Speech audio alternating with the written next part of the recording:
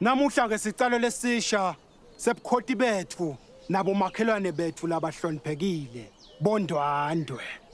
Kuyinthokoto lenkulu ke kimi kumemetela lobukhoti lobukhulu nakangaka kwalobukhosi bobili. Indvodsikati Yazwide Thandile itawuba inkosikati yami.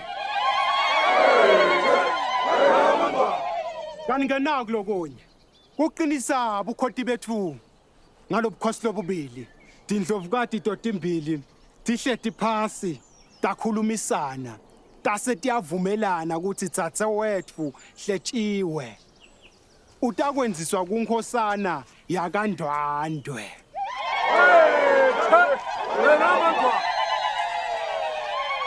Kanti ke sekunqunyiwe ukuthi utawuthathwa indvodzana yeqala yenkosi Ndwandwe noMahlanjana. Siyakwemukela mfana wenkosi noMahlanjana.